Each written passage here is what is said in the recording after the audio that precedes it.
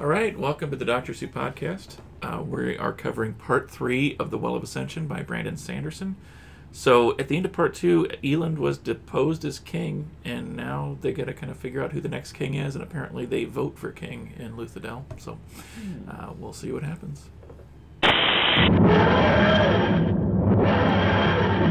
Hello and welcome to the Dr. Sue podcast. My name is Chris. And I'm Chip. I'm Brian.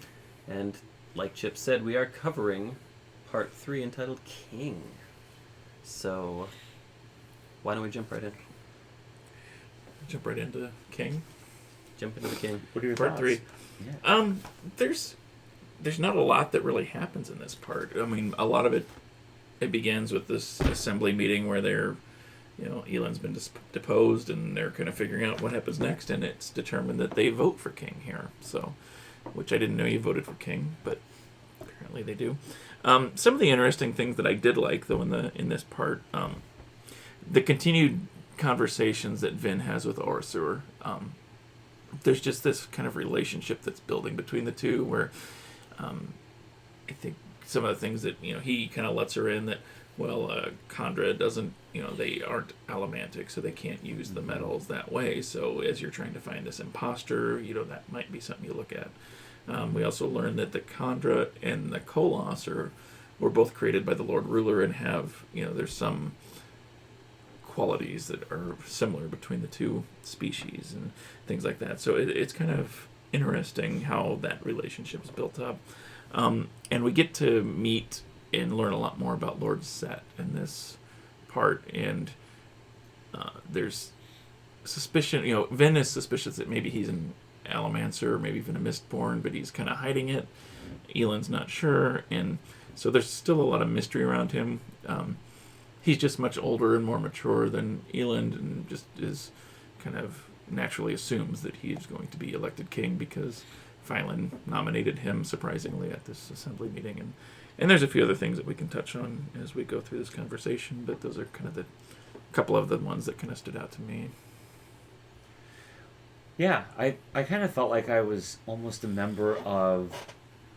I was kind of a member of the city there. I felt like we were just waiting for a lot of it.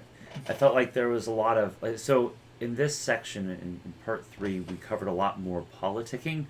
And it turned from like science fiction-y, like the fantasy sort of realm, to political science for a brief bit, because, talking about how all of these factions are together and who's going to vote for whom and all of these parts of the assembly.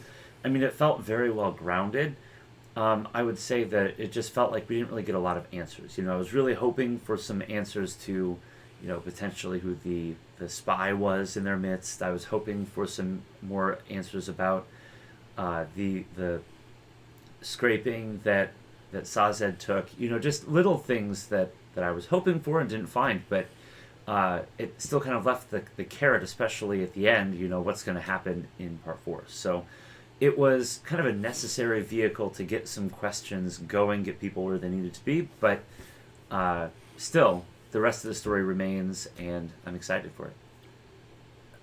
For me, I thought it was kind of interesting that Elend got deposed because of laws he drafted, and he made them so ironclad that they couldn't find any loopholes right in them. To echo Chip's sentiment, I really love the Vin OreSeur relationship here. And yeah, the politicking was all kind of interesting. I do kind of like that stuff to a certain degree, and I think it was well done. The other thing that I wanted to bring up was that Vin thinks she might know what the Deepness is/was, that it's actually the mist. That's a good point. Since the vanquishing of the Lord Ruler, the mist is now out in the daytime, and Sazed had witnessed, or had talked to a witness of somebody who had seen it kill people before, so she's kind of convinced that that's the case. And after bringing that to Sazed and him pondering for a while, he admitted to Tindwyl that he's like, yeah, no, I think she's right. I think that's what's going on. So those are the pieces that really stood out to me. Wow, episode done. No, I'm kidding.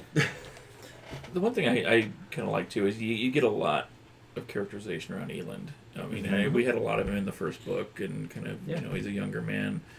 In this one, he's really grown, but he's still a very good person. And, Right. the crew's trying to come up with these ways that, okay, we know that they deposed you, but is there something in the laws that were written that would allow you to override what they did? Or he's like, nope, this is the will of the people. This is the will of what they want, so I'm not going to do that. And Yeah. he kind of took a stand that Yeah. even had there been some sort of He wouldn't have done it. clause in there that allowed him Right. to do it, he wasn't going to do it anyway. And, the crew makes some good points there. They're like, look, this is a time of uncertainty, and the people need that stable figure of leadership, to instill confidence, to boost morale, to make them, believe that everything might be okay. But still, he's absolutely dead set in his convictions that Oh, for sure. he's like, no, I can't do that. He's a very virtuous man. Yeah. Which actually leads to a conversation that Sazed has later in the chapter with Tindril, where they talk about the effectiveness of Elend, and her comment was, he's maybe not the strongest king, but he's a good man. Mm-hmm. And the point back was, at least a good man can become a good king, but a bad man cannot become a good king. So Yeah. it shows a little bit of growth, and I thought there was a lot of individual growth throughout by Elend to look and then eventually act more noble, but also still humble and gracious and good natured. Yeah, no, absolutely. The one person we didn't see a lot of in this section was Zane. Mm-hmm. He popped in near the end. and basically challenged Vin to a fight and used Adium to see if she would react with Adium to basically Yeah. prove, that she was telling the truth, Mhm. that Right. we don't know where it's at. And then she said that he was sent to kill her, basically. Yeah. Which I'd be interested to see where that goes. Yeah, he just, Yeah. every scene he shows up and he just feels a little bit more unhinged each Mhm. time. And, Yeah. that I don't think he's really beholden to what Straff tells him to do, and it feels like he's more and more acting on his own. Well, and he also seems Yeah. to be having an effect on Vin because Yeah. he's saying, he's like, look, Elend and they're using you. Yeah. You're a tool to them. That's all you are, and that gets like into her head. And I can't Right. remember if this is So- where we learn, or he says that he's Elend's half brother, but we Yeah. didn't know that before, did No, we? well, So, we did, did we? but Vin did But- not. Okay, Correct. that's right. Yeah. So Vin learns that.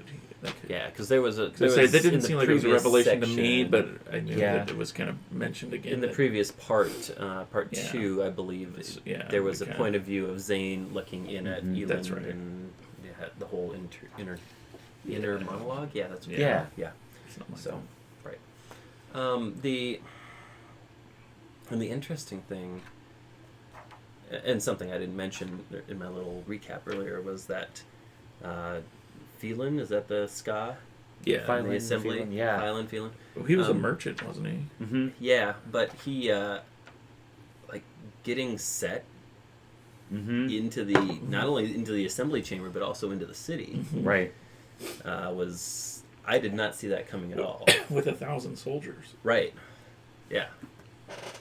So I am very interested to hear what happens to that little weasel. Well, it seems like there must be more than a mole or two. So we know that there was a mole from Straff's Mhm. company that was embedded within the organization. But yeah, for Cett to make it there, to have 1,000 soldiers, and then also someone pulling the strings to get all of the hungry and the needy around the Mhm. area to go into the city limits to drive out. To drain the resources. Yeah. Yeah. Yeah. There again, a lot of politicking, a lot of like, this is very feudal. Like it feels Yeah. like castle siege. Yeah, like these Castle lords from stronghold. these different regions are all trying to vie together or vie against Well, each other to Mm-hmm. stake their claim. And this is what I find interesting is that you have this like Sanderson's doing it. Robert Jordan did it. George Mhm. R.R. Martin does it. Right? It's like you have these intricate political schemes and like manipulations and dealings and things like that, and they're just all like pretty masterfully done. Mm-hmm. So, like, is there like a body of research that all these authors go back on, or are they all just manipulative and devious deep down inside? I don't always like Combination. Martin's writing, but that's I one don't- thing. I think Martin writes politics really well. He does. And that political intrigue and Yes. the scheming, and I would say that's probably not Jordan's strength. Jordan's strength is more the world building, but I feel like Sanderson's got a little bit of both in here. Where Yeah, well, he's yes. got enough of the political maneuvering to keep it very, very interesting. But then you got all the world building around it. Jordan But- does have the world building, but he also did do the whole Game of Houses Yeah. thing, which comes into play in the second and the third book. That's which- true. Sorry, Brian. I don't think it's a spoiler. I don't think I said anything. But That's all right. there's politicking in the second. He doesn't and know third what book. you win if you win the game. It's true. That would be a spoiler. Would it be a, I don't know, like a Throne of Swords, maybe? The Crown of Swords. Crown of Swords. Crown of Swords. There we go. Well, Crown of Swords is one of Jordan's George R. R. books, Martin but- is a Throne of Swords. Yes. Yeah, the Iron Throne. Yeah. Thank you. I was like, what's the name for that? Yeah.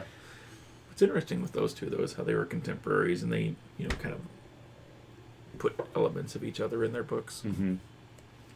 So, anyway. Anyway, let's But go back to those the are book. different authors. Let's go than back what to the we're Yeah, book. talking yeah. So, one thing that I thought was kind of fun was kind of the Scooby-Doo element of then trying to figure out who the imposter is. Mm-hmm. She's kind of going to each member of the crew, just, kind of sneakily, I guess, Mm-hmm. and, trying to manipulate them, because from what she learned from OreSeur, well, if it's a Chondra, you can't use the metals like an allomancer or a ferrochemist, so she's kind of using that clue, I guess, to see if somebody's Yeah.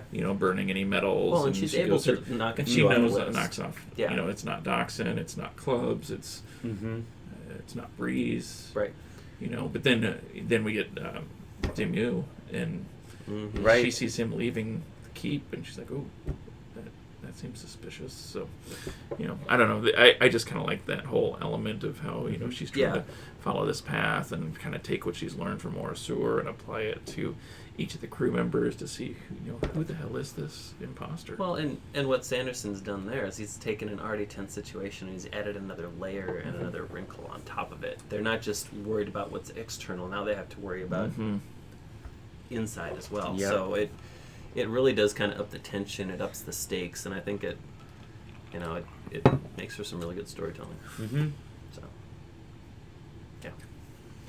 But I also like too that he doesn't dwell on it. So we don't find out who the imposter is, but we rule out 3 or 4 people here pretty quickly. Well, And even Demu, she figures out he's going to the Church of the Savior, or right. he's basically preaching to these people. He's a member of this group, and Mm-hmm. well, I don't think it's him. So Well, but she thinks she's like, I don't think it's him, and like OreSeur is like, the Chondra are pretty damn good at impostoring people. yeah. So she thinks she's crossed somebody off, but they Mhm. may not necessarily be crossed Good off. point. I think that's the moral of that story. Yeah. But anyway.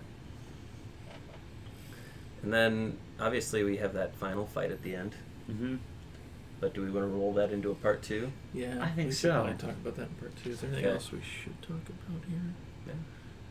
Other than, I think that the relationship that is kind of building between Sazed and Tyndall is kind of fun and just interesting. How they like each other, but they don't like to admit that they like each Right. other. Right. Yes. Yes. It's like teenagers. Pretty much. Oh my gosh. Yes. Okay, so next time we're going to cover that final chapter of the book with the assembly voting for the king and like the attack and Yeah. what happens in the aftermath. So if you haven't yet hit the subscribe button, we invite you to do that. The bell notification will let you know when we post new content, which we do weekly. Thumbs up would be greatly appreciated. And the comment section is available below for you to sound off on what you thought of this section.